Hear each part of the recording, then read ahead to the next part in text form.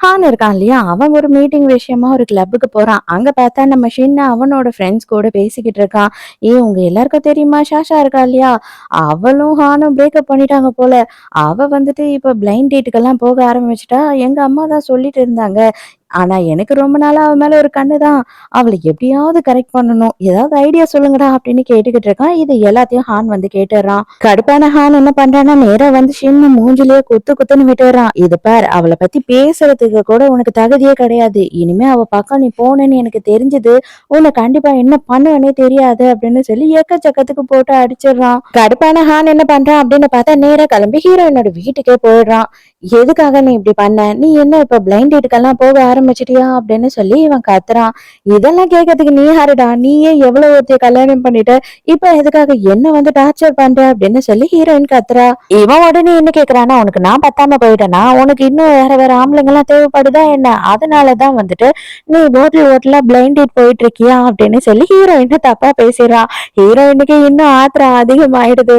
இத பாரு, எனக்கு வந்துட்டு உன்கிட்ட கொஞ்சம் கூட பேசணுன்றதுக்கு எண்ணமே கிடையாது. தயவு செஞ்சு இங்க இருந்து கிளம்பி போயிடு. எப்ப நீயும் அவளும் கல்யாணம் பண்ணிக்கிட்டீங்கன்னு தெரிஞ்சதோ, அதோட நீங்க 2 பேரும் லீகலி ஹஸ்பண்ட் அண்ட் ஒய்ஃப் ஆயிட்டீங்க.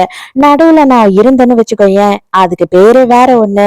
அந்த மாதிரி ஒரு பேர்ல என்னோட வாழ்க்கையை நடத்துறதுக்கு நான் தயாரா இல்ல. அதனால நீ தயவு செஞ்சு இங்க இருந்து கிளம்பிடு.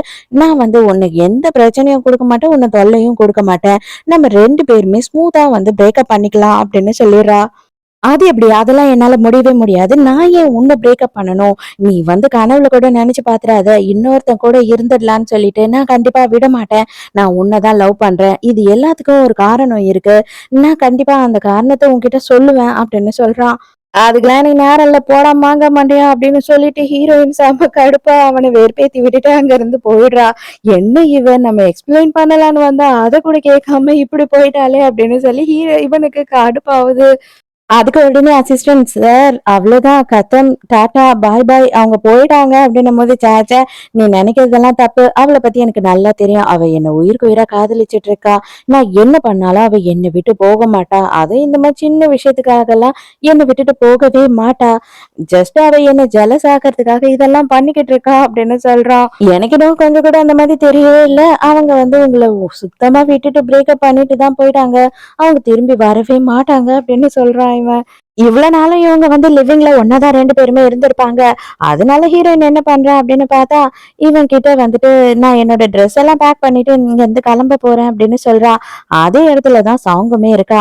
இங்க உடனே ஒரு சீனை போட வேண்டாமா அவ? ஐயோ அக்கா, என்ன மன்னிச்சிடுங்க. தயவு செஞ்சு நான் சொல்றத மட்டும் கொஞ்சம் கேளுங்க ப்ளீஸ்.